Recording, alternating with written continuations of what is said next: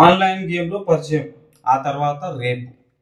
ఇక బాగా గుర్తుపెట్టుకోండి, బాగా ఆలోచన చేసుకోండి. పిల్లలకు ఫోన్లు ఇచ్చేటప్పుడు తల్లిదండ్రులు కొద్దిగా ఆలోచన చేసుకోండి. మీ పిల్లలు ఏం చేస్తున్నారు అనేది ఆలోచన చేసుకోండి. అర్థమవుతుందా?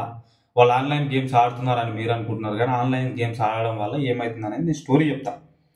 ఆన్లైన్ గేమ్ నగరానికి చెందిన ఓ బాలిక పాలిట శాపంగా మారింది. ఆన్లైన్ గేమ్ ద్వారా పరిచయమైన ఓ వ్యక్తి మాయమాటలతో ఆ చిన్నారిని లొంగ తీసుకున్నాడు. ఆన్లైన్ చాటింగ్లో తీయటి కబుర్లతో ఆమెను ఆకట్టుకుని ఫోటోలు షేర్ చేయించుకున్నాడు. అందులో బాలిక నగ్న ఫోటోలు కూడా ఉండడంతో తల్లిదండ్రులతో పాటు సోషల్ మీడియాలో పోస్టు చేస్తానంటూ బెదిరించిందంట. పూణే నుంచి హైదరాబాద్కు వచ్చి తన వాంఛను తీర్చుకుని వెళ్ళేటోడంట. పూణే నుంచి వచ్చిందంట మనోడు. ఈమె మన హైదరాబాద్లో పాప, మన హైదరాబాద్ పాప అని ఎందుకంటున్నా అంటే, ఆమెకి ఏదో 20 సంవత్సరాలు 25 సంవత్సరాలు లేవు.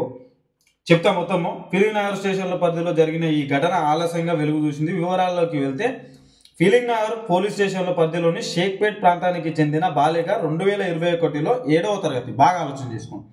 2021లో 7వ తరగతి చదువుతుందంట. ప్రతిరోజు సాయంత్రం యమాంగ్ అజ్ యాప్ అనేది ఆన్లైన్ గేమ్ అంటారు. ఆడుతుంటే ఆ క్రమంలోనే రూత్లెస్ పేరిట ప్రొఫైల్ ఉన్న ఓ వ్యక్తి ఆమెకు కాదురా బాబు, పాపకు పరిచయం అయ్యిందంట. అతని ద్వారా పూణే MIT విశ్వవిద్యాలయంలో MCA చివరి సంవత్సరం చదువుతున్న కుష్దేవ్ 21 సంవత్సరం పరిచయం అయిందంట. ఇక పరిచయం అయిన తర్వాత 2023లో ఇక టెలిగ్రామ్లకి ఇక నేను అని ఊకి ఇబ్బంది పెట్టినట. ఆ పాప కూడా బ్లాక్ చేసి పక్కన పెట్టొచ్చు కదా, నెంబర్ అయితే లేదుగా, ఇబ్బంది పెట్టాల్సిన అవసరం లేదుగా, వానికి నగ్న ఫోటోలు తీసి పెట్టాల్సిన అవసరం లేదుగా. 10 మందికి షేర్ చేయాలి, ఇటువంటి వీడియోలు 10 మందికి షేర్ చేయాలి. చేసేసాక మనోడు ఏం చేసిందంట, 2023లో ఏం చేసిందంట, ఆ పాప పంపించిన ఫోటోలు ఉన్నాయి కదా, సోషల్ మీడియాలో పెడతా, నేను ఆడ పెడతా ఈడ పెడతా అని చెప్పి బెదిరించిందంట. కలుద్దాం గిట్లనే అది ఇది అని చెప్పి మాట్లాడేసరికి ఇక హైదరాబాద్లోనే ఆ ఏరియాలో ఉన్న ఏదో పార్కులో కలిసిందంట. కాల్చిన తర్వాత ఈ పాప ఏం చేసిందంట, వాళ్ళ అమ్మమ్మల ఇంటికి వెళ్ళిందంట. ఇంటికి వెళ్తే ఒకరోజు రాత్రి రమ్మని చెప్పి ఇక నగ్న ఫోటోలతో బెదిరింపులు చేసిండు అన్నట్టు మనోడు.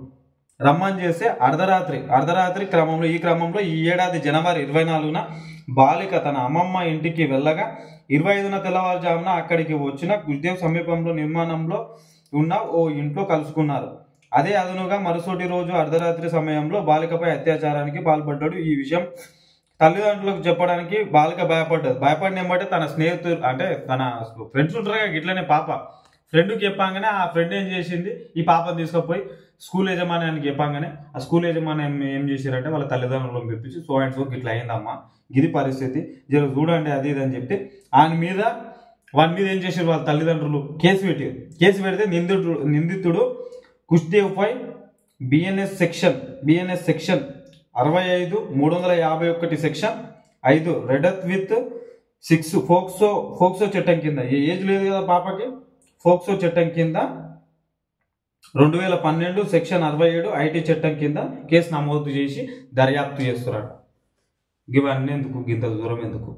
ఫస్ట్ పిల్లలకు మంచిగా ప్రశాంతంగా తల్లిదండ్రులు ఏం చెప్పాలంటే, గిట్లా జనాలు బయట సొసైటీలో గిట్లున్నారు అని చెప్పి ఎక్స్ప్లెనేషన్ ఇచ్చి, ఆన్లైన్ గేమ్స్ వల్ల ఎవరిని పరిచయం చేసుకోవద్దు, ఆ ఫోన్ పక్కన పెట్టాలి అని చెప్పి తల్లిదండ్రులు పిల్లలకి ఇవ్వాలి. మీ బిజీ లైఫ్లో మీరు ఉండడం వల్ల మీ జాబులు పొద్దుగాల 7 గంటలకు మీరు పోయిరంటే పిల్లలు వచ్చి ఏం చేస్తారో కూడా మీకు తెలుస్తుంది. పిల్లలని కూడా కొద్దిగా పిల్లల కోసం ఆలోచించాలి. నేను చెప్తున్నా, ఇది ఒకటి గుర్తు.